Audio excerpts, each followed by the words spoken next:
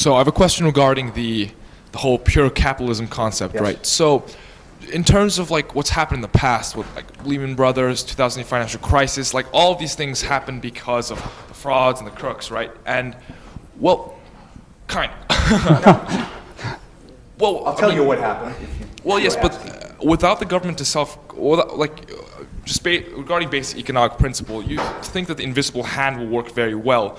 But without the government self-correcting, or like government correcting a non-self-correcting economy, it ruins a lot of people's livelihoods. And even if the market always self-corrects, the government itself is part of the economy in the sense that basic economic theory, like you have like the government sets a policy rate, they have their yield rates for their government bonds, like, and they're in charge of the currency in which every economy works on. So how is it that capitalism can be so pure and distinct from the government that it's possible to So let me be very clear what I believe pure capitalism is, right? The ideal capitalism. So there's no coercion.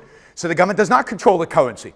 You compete on currencies. Banks issue currencies, just like they did before 1914 when the Federal Reserve came into existence, just like they did in Canada until the 1940s when they only adopted a central bank in the 1940s. And Canada has had 0 banking crises. We've had 12. So the question is, why do we have 12 and they have 0? To a large extent, it's because we have regulated our banking system far more than they have since the founding of America. Because Hamilton and Jefferson fought, and in a sense, Jefferson won the argument. So our banking system has been unbelievably fragmented in a destructive way. But let me quickly, because it's impossible to do this quickly just tell you what I think caused the financial crisis, because this mythology that financial crisis was caused by capitalism is because there was no capitalism in 2007, and the crisis happened in 2008, right? And where did the crisis happen? In 2 primary industries, mortgage industry and banking, very related. 2 of the heaviest, most regulated industries, where there's more government intervention in those industries than any other. Banks today are basically public utilities, where everything they do, they have to get permission from the bureaucrats. You want to nationalize the banks? They're already nationalized, right? At least they're socialized, their costs are socialized, and they were bailed out, and they had too big to fail. Too big to fail is a strategy of the Federal Reserve since 1984. It's not new. It didn't come about during the financial crisis. It existed when Continental Illinois was about to go bankrupt in Chicago and the feds bailed them out. So if you're the CEO of a bank, you don't have to be corrupt. All you have to do is follow incentives created by government. And you're winning on the upside, and on the downside you have no risk. So you take on a lot of risk, which is what they did. But think about housing. Think about mortgages. Think about Freddie and Fannie, not institutions of capitalism. These institutions created by government to increase home ownership. Why is government interested in how many people own homes, right? So if you look at the financial crisis, and if you go to my YouTube channel, which you should all subscribe to, I have an 8-hour, 8-session course where I analyze the financial crisis in great detail. And let me tell you, it's caused from beginning to end, and I think almost every economist will agree to this in about 10 years. From beginning to end, it was caused by government programs, government interventions, government incentives, government controls.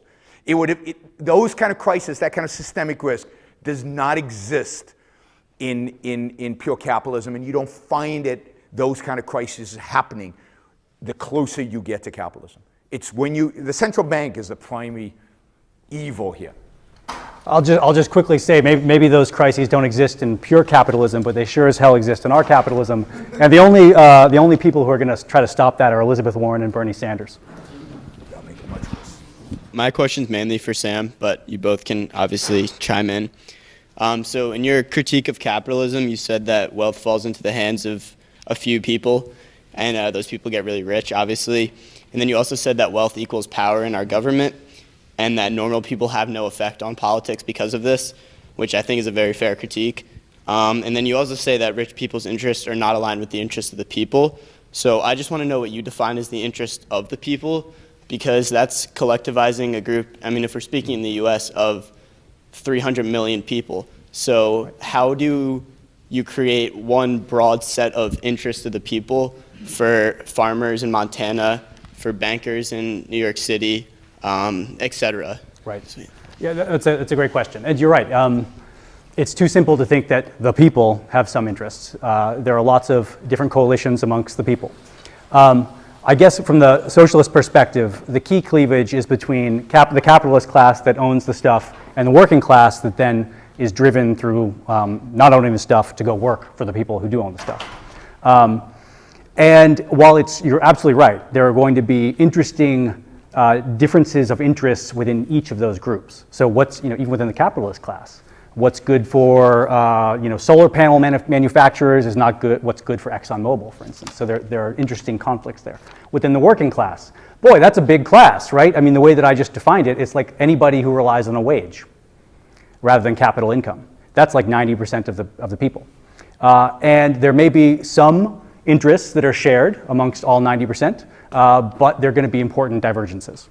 So absolutely right. There are some things we can say in general about the way that the capitalist class as such, their interests conflict with the interests of working people. For instance, capitalists want lower taxes on their stuff. Working people, it's in their interest to, generally speaking, not always, but often, to raise taxes on rich people so that that more of society's funds are available to put to socially beneficial uses. I like the market. I like the profit motive.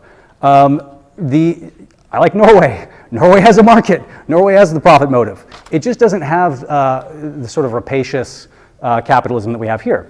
And there would be profits. There would be inequality. It's just that more of the social pie is available for public uses in a country like Norway.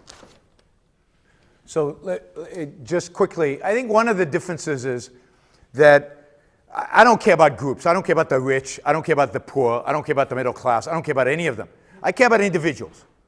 And I care about which type of social system creates the opportunity for an individual who is willing to work hard, who is willing to apply themselves, who are willing to exercise their mind, who is willing to strive towards bettering their life. Where is that individual better off? Where is that individual free? And I don't believe they're freer in Norway. And somebody should ask me about Scandinavia because I have a lot to say about it and I don't want to take up this question to do it. I don't believe they're freer in Norway to do that. Indeed, I think those who are actually ambitious actually want to produce something, actually want to be entrepreneurial. If it was easier to get to the United States, would probably be in Silicon Valley, not in Norway, because that's where they would get excited about actually producing and making stuff. So I'm interested in the individual. Am I interested in freedom? I'm interested in getting rid of coercion, in getting rid of force, in getting rid of people telling me how I should live my life. And any system that is based on the group as the standard, there's always going to be a minority that is going to be oppressed by the majority. There's always going to be a minority that's oppressed by majority. That is the nature of pure democracy. This is what the founders of this country warned us against, is that pure democracy where the majority oppresses the minority. And the smallest minority is what? What's the smallest minority? The individual. And the individual always gets screwed when the so-called group interests are involved. Because there are no such thing as group. You pointed, there is no such thing as a group interest. Groups don't have interests. The only people who have interests, the only unit that has interests are individuals. And I want to make it free for them, as free as possible for them to engage in those interests. When you say take the property of others, I imagine that you're talking now about taxes. Yes, I am. And you believe that there should be no right by the government to tax. You believe that there should be no such thing as welfare legislation, unemployment compensation, regulation during times of stress, certain kinds of rent controls and things like that. That's right. I'm opposed to all forms of control. I am for an absolute, laissez-faire, free, unregulated economy. Let me put it briefly. I'm for the separation of state and economics. Just as we had separation of state and church, which led to peaceful coexistence among different religions after a period of religious wars, so the same applies to economics. If you separate the government from economics, if you do not regulate production and trade, you will have peaceful cooperation and harmony and justice among men.